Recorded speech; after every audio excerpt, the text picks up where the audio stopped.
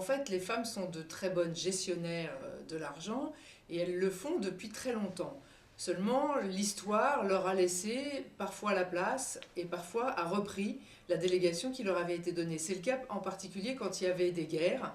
À ce moment-là, les hommes étaient absents et c'était les femmes qui montaient au créneau et qui géraient le foncier, qui géraient l'économie de la famille en l'absence des hommes. Et quand les hommes avaient la chance de revenir, eh bien, très gentiment, elles redonnaient les commandes financières aux hommes. Mais elles avaient prouvé qu'elles étaient tout à fait capables de le faire. Ce qui leur a manqué à ce moment-là, finalement, c'était la volonté de dire « Eh bien non, je continue, puisque j'ai montré que j'étais capable, je vais garder ce pouvoir qui m'a été conféré. » Et la gestion de l'argent, ou en tout cas le renoncement qu'elles ont pu avoir à certaines périodes, la non-conquête qu'elles ont pu refaire sur ces sujets-là, sont illustrateurs finalement de leur posture d'une manière générale quand il s'agit d'aller conquérir un sujet, un domaine réservé aux hommes. Elles n'y vont que si elles se sentent vraiment légitimes et même si elles ont la possibilité de faire leurs preuves. Et encore, on voit sur le domaine de l'argent que même quand à un moment donné elles ont pu faire leurs preuves, malgré tout, elles n'ont pas osé réclamer ce pouvoir qu'elles étaient capables d'exercer. Alors dans l'entreprise, il y a plein d'autres raisons qui sont des raisons de secteur. Il y a certains secteurs qui n'étaient pas très ouverts aux femmes ou pas très appétants pour elles parce que exigeant une capacité physique particulière. Il y avait des secteurs qui exigeaient des études particulières qui n'intéressaient a priori pas les femmes. Aujourd'hui, tous ces éléments-là s'estompent petit à petit. Celui qui persiste, et qu'on voit aussi dans le domaine de la gestion patrimoniale, c'est celui de l'affirmation de soi, la confiance en soi que doivent avoir les femmes pour pouvoir aller faire cette conquête et se mettre sur un pied d'égalité avec les hommes.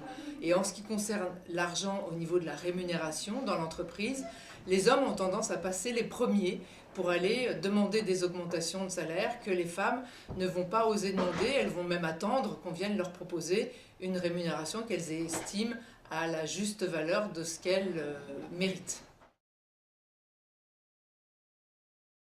La génération Y, qui a donc été baignée dans les multimédias, qui est très à l'aise avec tout ce qui relève du digital, peut apporter énormément de choses à l'entreprise, si tant est que celle-ci soit capable de bien l'intégrer et de bien la séduire. Sur l'activité, moi j'accompagne de jeunes entreprises, des startups pour les aider à trouver leur marché, et j'ai pu constater bien souvent que l'idée naissante, la Big ID qui avait motivé ce projet d'entreprise, c'était quelque chose d'un peu choc qui venait secouer les certitudes de l'entreprise sur son secteur en disant, eh bien après tout on pourrait regarder les choses de façon complètement différente en faisant table rase de tout ce qu'on croit, de tout ce qu'on sait et en se posant des questions sous un angle qui finalement révolutionne le regard qu'on va porter sur le secteur. Alors quand ces jeunes exposent ce type de projet, la première réaction qu'on a, c'est la méfiance. On les trouve un petit peu arrogants. Pour qu'ils se prennent, comment est-ce qu'ils osent remettre en cause toutes les convictions qu'on a déjà prouvées, dont on a prouvé qu'elles étaient opérationnelles.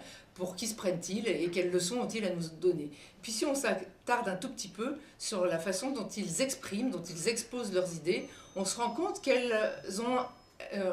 que ces idées adoptent un prisme complètement différent et sont capables